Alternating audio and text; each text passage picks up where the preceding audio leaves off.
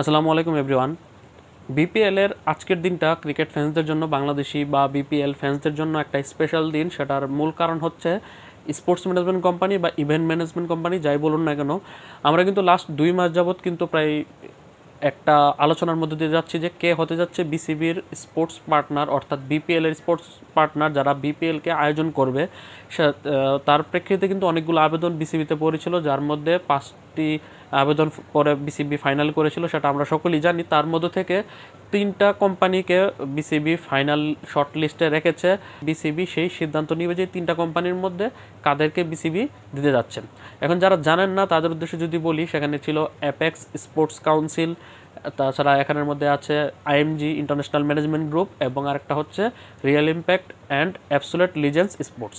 এর মধ্যে real impact তো বাংলাদেশের সকল ডোমেস্টিক সিরিজ মানে প্রোডাকশন করে থাকে তারা। এছাড়া অ্যাপেক্স স্পোর্টস কাউন্সিল, তারা কিন্তু একটা বাইরের দেশে একটা কোম্পানি, তারা আবেদন করেছে। এছাড়া সবশেষ যেই নামটা সেটা হচ্ছে আইএমজি, সেটা হচ্ছে একটা যুক্তরাষ্ট্রভিত্তিক একটি প্রতিষ্ঠান, যাদের 2008 থেকে 2021 সাল পর্যন্ত আইপিএলের কাজ করার অভিজ্ঞতা রয়েছে। আইপিএলের শুরু থেকে বলতে গেলে আইপিএলকে বড় করে তোলার পেছনে কিন্তু আইএমজির সবচেয়ে বড় হাত রয়েছে। এখন বাংলাদেশি সকল দর্শকরা আমরা যাচ্ছে আইএমজিকে, কিন্তু আইএমজি থেকে চলে যাওয়ার সম্ভাবনা সবচাইতে বেশি।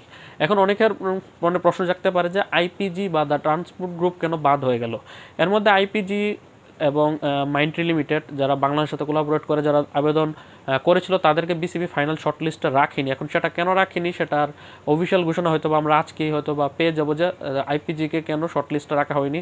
আর দ্য ট্রান্সপোর্ট গ্রুপ একমাত্র বাংলাদেশি প্রতিষ্ঠান যেটা আবেদন করেছিল, তাদেরকে বিসিবি না রাখারই কথা ছিল, তাদের যেহেতু অভিজ্ঞতা নেই। এখন বাকি যে 3টি কোম্পানিকে বিসিবি রেখেছে, তার মধ্যে থেকে বিসিবি কাদেরকে বিপিএল এর সত্ত্ব দিবে বিপিএল আয়োজনের। এখন সত্ত্ব, যে বিপিএল সত্ত্ব বিষয়টা, এটা দুই ভাগে বিভক্ত। একটা হচ্ছে যে সম্পূর্ণ বিপিএল আয়োজনের রাইটস ওই প্রতিষ্ঠানকে দিয়ে দেওয়া একটা, আরেকটা হচ্ছে যে বিপিএল এর সাথে পরামর্শক বা কনসাল্টিং ফার্ম হিসেবে, ইভেন্ট ম্যানেজমেন্ট কোম্পানি হিসেবে বিসিবির সাথে কাজ করা, এটা যৌথভাবে।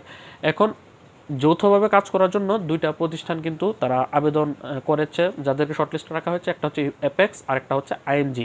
কিন্তু প্রস্তাবের দিক দিয়ে কিন্তু রিয়েল ইম্প্যাক্ট এগিয়ে, কারণ তারা কিন্তু প্যাকেজ সিস্টেমে কিন্তু বিসিবির কাছে আবেদন করেছে। সেটা নিয়ে অনেক আলোচনা কিন্তু হয়েছে যে তারা $2 মিলিয়ন তারা বিসিবিকে বাংলাদেশ ব্যাংকের মাধ্যমে জমা দিয়ে তারপর কিন্তু তারা কিনে নিতে চায় বছর ব্যাপী, অর্থাৎ একটি বছরের আয়োজনের সত্ত্ব তারা কিনে নিতে চায়। নেক্সট যে আসরটা হবে 2025-26 আসরটা, সেটা তারা কিনে নিবে। তারা কিনে নিয়ে তারপর তারা বিসিবিকে 24 কোটি টাকা লাভ দেবে। পরবর্তীতে বিসিবির পরিবর্তে তারা বিপিএলটা আয়োজন করবে, এবং বিপিএল আয়োজন করে প্রত্যেকটি দল যারা রয়েছে তাদেরকে লভ্যাংশ দিবে, অর্থাৎ যেটা আমরা বলতাম যে প্রফিট শেয়ারিং, সেটা রিয়েল ইম্প্যাক্ট যদি পায়, রিয়েল ইম্প্যাক্ট তাদের সাথে প্রফিট শেয়ারিং করবে, তাদেরকে দলগুলোকে লাভ দিবে।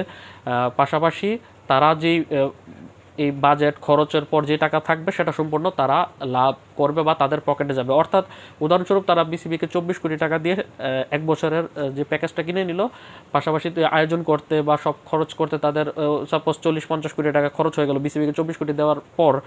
তারপর যদি হয় টোটাল 100 কোটি, সেক্ষেত্রে 50 কোটি টাকা যেটা লাভ থাকবে সম্পূর্ণ রিয়েল ইম্প্যাক্ট নিয়ে নিবে। অর্থাৎ এটা হচ্ছে প্যাকেজিং সিস্টেমে। কিন্তু সংখ্যাটা এখানে, যদি প্রথম বছরে 24 কোটি টাকা বিসিবিকে দিয়ে এবং বাকি দলগুলোকে লভ্যাংশ দিয়ে যদি রিয়েল ইম্প্যাক্টের পকেটে যদি লাভের টাকা না থাকে অথবা অল্প লাভ হয়, সেক্ষেত্রে তারা কিন্তু পরবর্তীতে এই চুক্তিটা বাতিল করে দিতে পারে। তখন কিন্তু বিসিবিকে পরের বছর আবার নতুন করে কোনো কোম্পানির সাথে চুক্তির জন্য দৌড়াতে হবে। পাশাপাশি যেসব দলের সাথে রিয়েল ইম্প্যাক্ট বা এই প্যাকেজ সিস্টেমে যাদের সাথে দলগুলোকে দেওয়া হবে, সেক্ষেত্রে সেই দলগুলো আদৌ ভবিষ্যৎ থাকবে কিনা সেটা নিয়ে কিন্তু শঙ্কা থাকবে। তাছাড়া প্যাকেজ সিস্টেম সম্পূর্ণ দিয়ে দিলে কিন্তু রিয়েল ইম্প্যাক্টকে বিসিবি কিন্তু সেটার যে কন্ট্রোল, সেটা কিন্তু হারিয়ে ফেলবে। যার কারণে বিসিবির একটা অংশ কিন্তু চাই তারা নিট ফি দিয়ে তারা ইভেন্ট ম্যানেজমেন্ট কোম্পানি নিয়োগ দিতে, অর্থাৎ অ্যাপেক্স এবং আইএমজি। সেক্ষেত্রে এই 2টা কোম্পানিকে তারা শর্টলিস্ট করেছে। যদি এই 2টা কোম্পানিকে নেওয়া হয়, সেক্ষেত্রে তাদের থেকে পরামর্শ নিয়ে তাদেরকে টাকা থেকে শুরু করে সকল সাপোর্ট বিসিবি দিবে। কিন্তু ইভেন্টটা আয়োজনের ক্ষেত্রে, পাশাপাশি ইভেন্ট আয়োজন করতে যে ধরনের জনবল লাগে, সেটা ইভেন্ট ম্যানেজমেন্ট কোম্পানি প্রোভাইড করবে। কিন্তু বিসিবি টাকা দিবে এবং বিসিবির কন্ট্রোলে থাকবে সব কিছু, বিসিবির অনুমতি সাপেক্ষে সব কিছু হবে। কিন্তু ওই sports management company consulting farm হিসেবে বা পরামর্শক হিসেবে কাজ করবে। পাশাপাশি বাইরের দেশের স্পন্সর আনা থেকে শুরু করে বাইরের দেশে বিসিবির ব্র্যান্ডবল বানানোতে তারা সহযোগিতা করবে।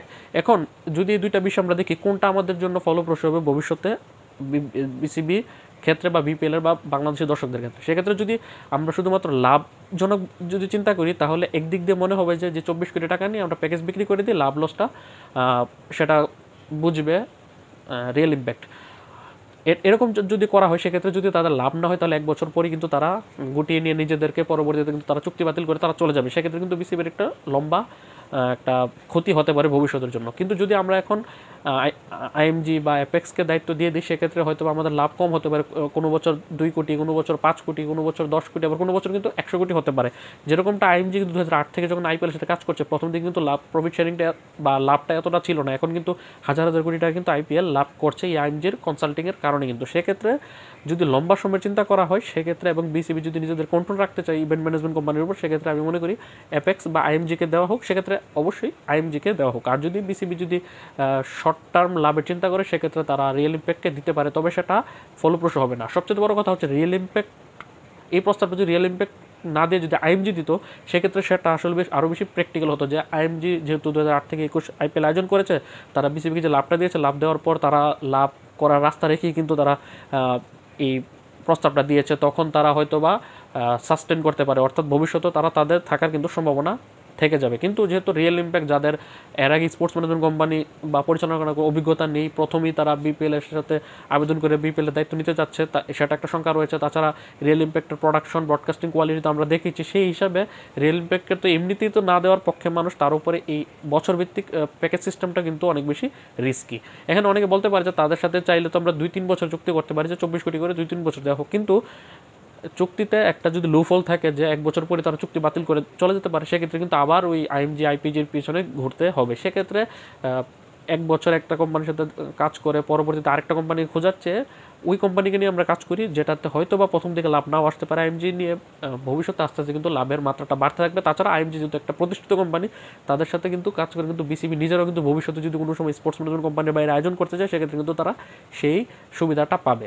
অর্থাৎ যদি রিয়েল ইম্প্যাক্টে দেওয়া হয়, সেক্ষেত্রে সম্পূর্ণ কন্ট্রোল তাদের কাছে চলে যাবে, তারা ফ্রাঞ্চাইজি দিবে, তারা স্পন্সর আনবে, সব কিছু তারা করবে, লাভ লস তারা বুঝবে, বিসিবি একটা 1 কালীন টাকা পেয়ে যাবে, কিন্তু বিসিবি কিছু শিখতে পারবে না। কিন্তু যদি আইএমজির সাথে কাজ করে বা অ্যাপেক্সের সাথে কাজ করে, তাহলে কিন্তু বিসিবি অনেক কিছু শিখতে পারবে। পরবর্তীতে যদি তাদের সাথে কাজ করার অভিজ্ঞতাটা ভালো না হয়, তাদেরকে যদি স্যাকও করা হয়, সেক্ষেত্রেও কিন্তু বিসিবি কিন্তু পরবর্তীতে এই অভিজ্ঞতা নিয়ে কিন্তু লম্বা সময় কাজ করতে পারবে। তাই আমি মনে করি যে বিসিবির নিজস্ব ফান্ডিংয়ের স্বার্থ না দেখে, বিপিএলের ভবিষ্যৎ স্বার্থ দেখে আইএমজিকে দেওয়া হোক। আপনার মতামত কি, সেটা অবশ্যই কমেন্ট বক্সে লিখে পাঠাবেন। আল্লাহ হাফেজ।